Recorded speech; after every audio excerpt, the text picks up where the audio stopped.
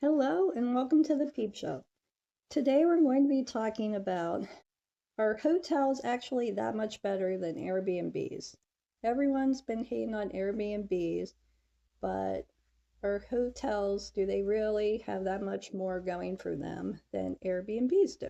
If you have spent even 20 minutes on YouTube lately, you've probably seen a video of someone bashing Airbnbs and saying how their own greed is running them out of business. I've actually enjoyed watching several of these, and I agree with them. There is a ton, I mean lots, to hate about Airbnbs. I'm not going to spend much time on these because, like I said, you've probably heard them all before. But to quickly list, some of their biggest issues are insane cleaning fees, deceptive pricing. Sure, it's only $199 per night until you add the aforementioned $350 cleaning fee. Then you have not as promised house descriptions and most creepy hidden cameras. That is just nightmare fuel right there. So, of course, if Airbnbs are so awful, hotels by comparison must be amazing. Am I right? Well, sort of.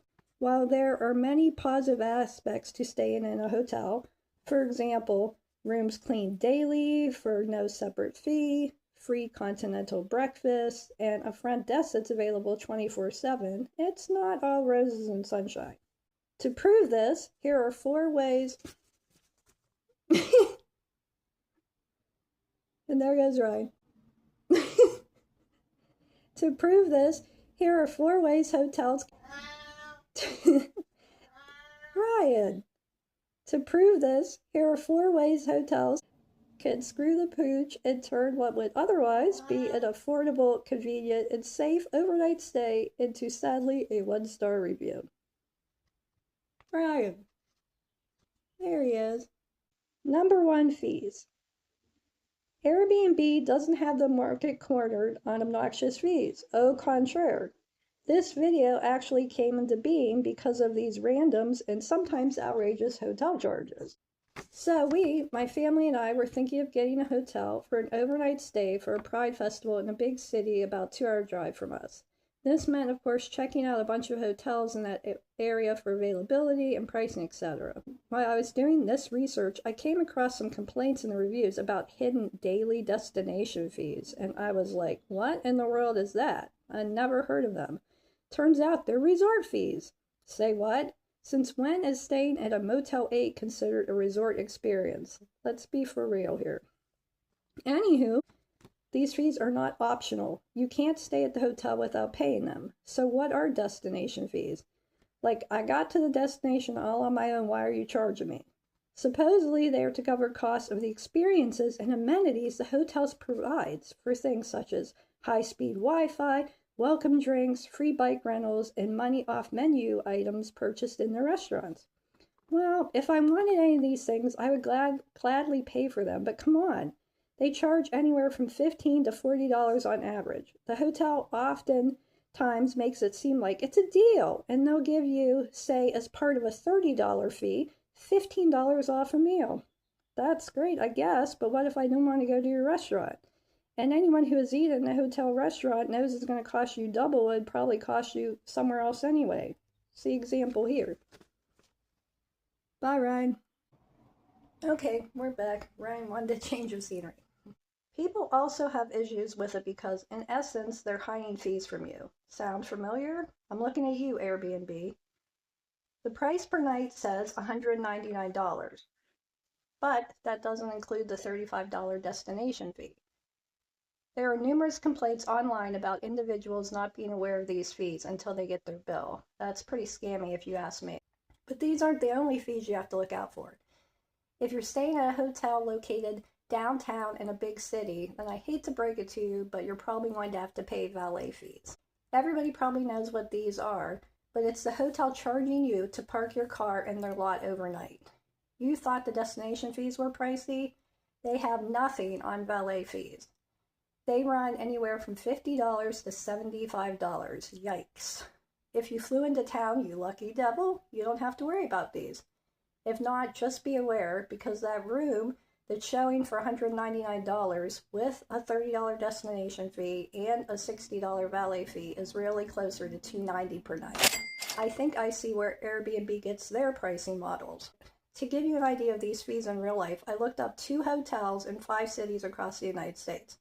This included Portland, Los Angeles, Cleveland, Houston, and Orlando. I feel this gives us a diverse range of areas and covers cities from Atlantic to Pacific Coast and from the Great Lakes to the Gulf of Mexico.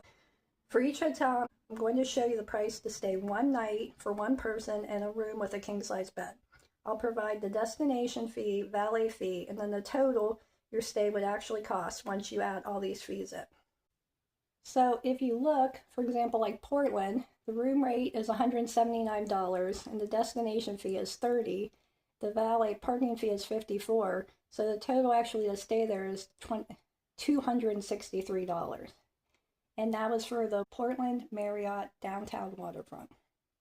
And then if we pick one of the Los Angeles ones, you can see, like, for example, the Hotel per LA Marriott, it's $174 for the room rate with a $35 destination fee and $72 in valet fees for a total of $281. Now, it's interesting if you look, Cleveland is the only city on this list that doesn't have a destination fee, which isn't surprising because is it really a destination? I'm just saying. Now, I lived in Ohio for most of my life, so I feel like I can say that, but it would be pretty weird for them to be charging a destination fee. That's just me.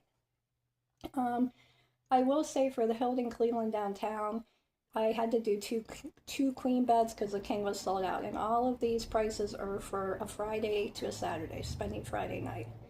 Then you have, like, in Houston, we've got the Hyatt Regency Houston downtown for $259 a night, but then there's a $20 destination fee and a $65 valet fee. It gives you $344 total. Now, it's interesting for the Orlando ones, I kind of randomly picked them, but it turns out the Waldorf Astoria Orlando is associated with Disney, so they're high-end.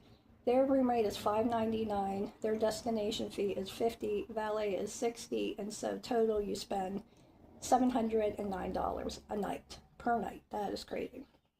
I wanted to kind of go the other end to show you what you can get, like, for budget. Best Western Orlando Gateway is only $124 a night with a $15 destination fee and no valet parking because you can just self-park anywhere. So that one's only $139 a night. I mean, sometimes you get what you pay for, but to me, a difference between $709 and $139, that's kind of crazy. So if you look, the average of the room rates is $237.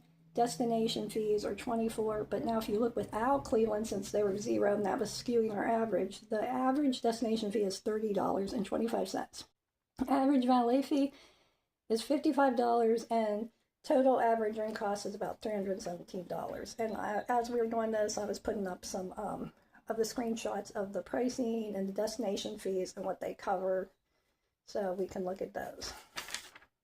Now let's talk about amenities. These may look good on paper, but they often don't hold up to reality. Pools, for example.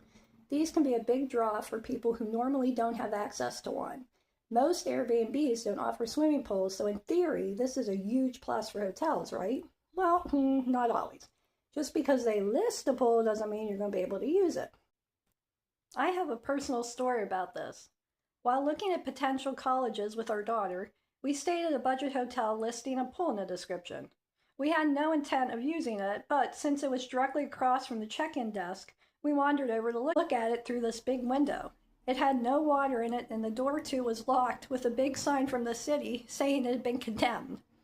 I know this is an extreme case, but even when the pool is open, you still might not want to use it, as it can be dirty, green with algae, or unsafe, as you can see from these pictures. Here's a quick clip of one of the worst hotel pools in LA. But that's not important. What was important was checking out the hotel pool. It's a beautiful day for a nice little dip. The water looks pretty warm. The water looks super blue too. Yeah. I'm excited to lay out. Ugh, hard pass. Another amenity hotels like to tout is gyms. Does anyone even use these, or is it just me? It's probably just me. Anywho, most of these spaces are sad little rooms with only a couple pieces of old equipment that probably aren't safe to use anyway. You'd be better getting your exercise in by running. Running the hell away from the hotel. One of the big draws, to me at least, of hotels are free continental breakfast.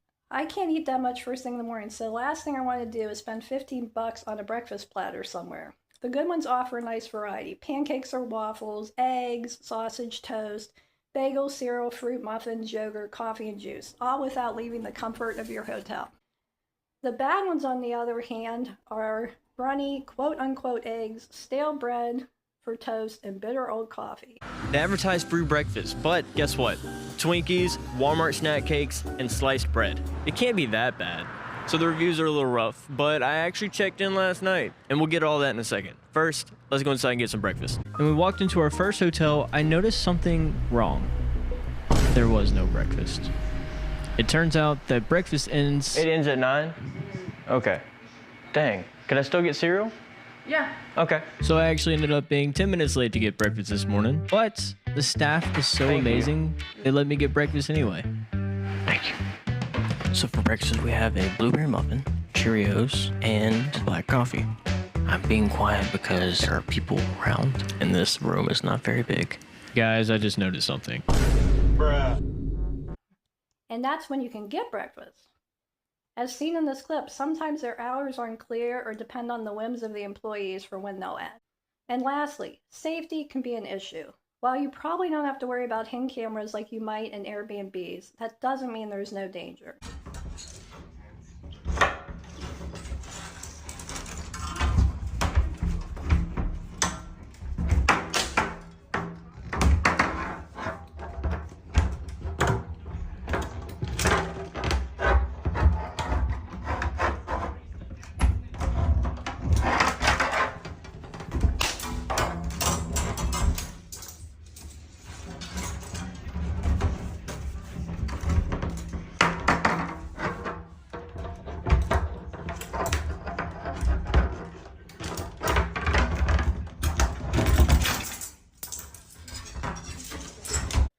This is just one of the videos I've seen of shady individuals trying to break into hotel rooms using magnets and wires. Great, just another thing for my overactive brain to worry about when traveling. Ugh, that is genuinely frightening. To wrap up, I'm not saying hotels are awful and should be avoided at all costs, but to glaze them just because Airbnbs suck and have their own issues is silly. Both have their positives and negatives, which should be considered when booking your next getaway. So that was my hot take. What are your thoughts? Do you have any horror stories that made you pro one side or pro the other for life? Let us know in the comments. This was the Peep Show. Thanks for listening, and I hope you guys all have an awesome day. Bye!